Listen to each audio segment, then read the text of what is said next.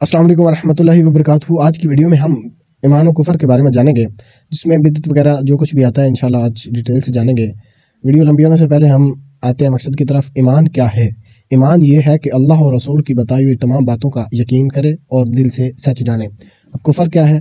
اگر کسی ایسی ایک بات کا بھی انکار کرے جس کے بارے میں یقین طور پر معلوم ہے کہ یہ اسلام کی بات ہے تو یہ کفر ہے، جیسے قیامت، فرشتے، جنت، دوزخ، حساب کو نہ ماننا، یا نماز، روزہ، حج کو، زکوٰۃ کو فرض نہ جاننا، یا قرآن کو اللہ کا کلام نہ سمجھنا، کعبہ، قرآن یا کسی نبی یا فرشتہ کی توہین کرنا، یا کسی سنت کو ہلکا بتانا، شریعت کے حکم کا مذاق اڑانا، اور ایسی ہی اسلام کی کسی معلوم و مشہور بات کا انکار کرنا یا اس میں شک کرنا یقیناً کفر ہے۔ مسلمان ہونے کے لیے ایمان و اعتقاد کے ساتھ اقرار بھی ضروری ہے۔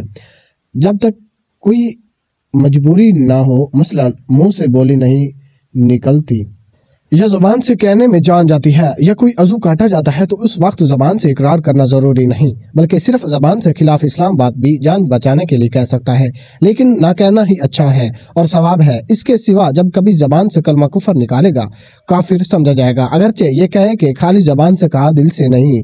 اسی طرح وہ باتیں جو کفر کی نشانی ہے، جب ان کو کرے گا کافر سمجھا جائے گا، جیسے جنیوا ڈالنا، چٹیا رکھنا، صلیب لٹکانا، یہ ہندوؤں اور صلیبیوں اور عیسائیوں وغیرہ کے کام ہے، تو ان سے کافر سمجھا جائے گا۔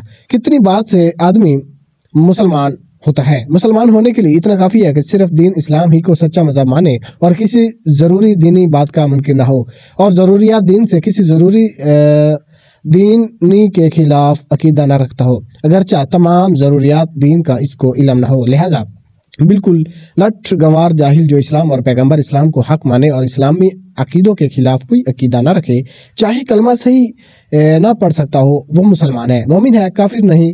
البتہ نماز، روزہ، حج وغیرہ اعمال کے ترک ہے، گناہگار ہوگا لیکن مومن ہے رہے گا، اس لیے کہ اعمال ایمان میں داخل نہیں۔ عقیدہ، جو چیز بے شبہ حرام ہو اس کو حلال جاننا اور جو یقیناً حلال ہو اس کو حرام جاننا کفر ہے، جبکہ یہ حرام و حلال ہونا معلوم و مشہور ہو یا یہ شخص اس کو جانتا ہو۔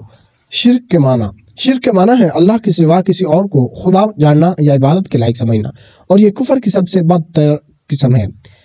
اس کے سوا کیسا ہی سخت کفر کیوں نہ ہو، حقیقتاً شرک نہیں۔ کسی کفر کی مغفرت نہ ہوگی۔ کفر کے سوا سب گناہ اللہ تعالیٰ کی مشیت پر ہیں، جسے چاہے بخش دے۔ عقیدہ، کبیرہ گناہ کرنے سے مسلمان کافر نہیں ہوتا بلکہ مسلمان ہی رہتا ہے، اگر بلا توبہ کیے مر جائے تو بھی اس کو جنت ملے گی، گناہ کی سزا بھگت کر یا معافی پا کر، اور یہ معافی اللہ تعالیٰ محض اپنی مہربانی سے دے یا حضور علیہ السلام کی شفاعت سے۔ اب مسئلہ کافر کے لیے دعائے مغفرت کا حکم کیا ہے؟ جو کسی مرے ہوئے کافر کے لیے مغفرت کی دعا کرے، یا کسی کافر مرتد کو مرحوم یا مغفور یا بہشتی کہے، یا کسی ہندو مردہ کو بے کنٹھ باشی کہے، وہ خود کافر ہے۔ عقیدہ، مسلمان کو مسلمان جاننا اور کافر کو کافر جاننا ضروری ہے، البتہ کسی خاص آدمی کے کافر ہونے کا یا مسلمان ہونے کا یقین اس وقت تک نہیں کیا جا سکتا جب تک کہ شرعی دلیل سے خاتمہ کا حال معلوم نہ ہو جائے کہ کفر پر مرایا، اسلام پر مرا، لیکن اس کے یہ معنی نہیں کہ جس نے یقیناً کفر کیا ہو اس کے کافر ہونے میں شک کیا جائے، اس لیے کہ یقینی کافر کے کفر میں شک کرنا خود کافر ہوتا ہے، اس لیے کہ شریعت کا حکم ظاہر کے لحاظ سے ہوتا ہے، البتہ قیامت میں فیصلہ حقیقت کے اعتبار سے ہوگا۔ اس کو یوں سمجھو کہ کوئی کافر یہودی، نصرانی، ہندو مر گیا تو یہ یقین کے ساتھ نہیں کہا جا سکتا کہ کفر پر مرا، مگر ہم کو اللہ اور رسول کا حکم یہی ہے کہ اسے کافر ہی جانے اور کافر ہی کا برتاؤ اس کے ساتھ کریں۔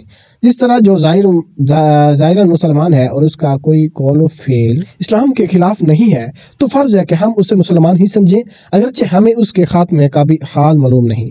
عقیدہ، کفر و اسلام کے سوا کوئی تیسرا وجہ نہیں، آدمی یا مسلمان ہوگا یا کافر، ایسا نہیں کہ نہ کافر ہو نہ مسلمان، بلکہ ایک ضرور ہوگا، یعنی مسلمان ہوگا یا کافر ہوگا۔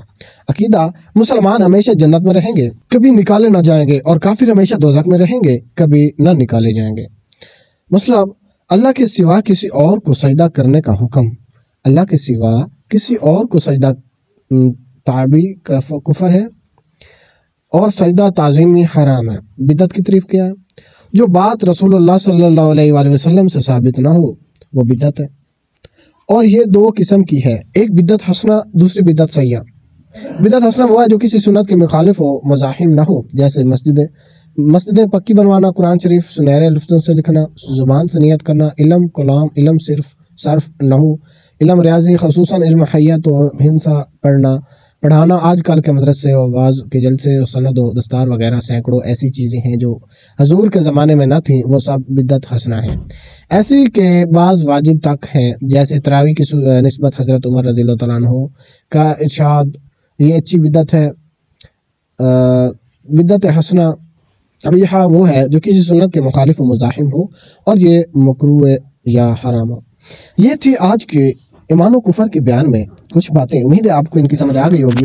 آگے انشاءاللہ امامت و خلافت کا بیان میں ہم ویڈیو بنائیں گے، اس کے بارے میں آپ جانیں گے۔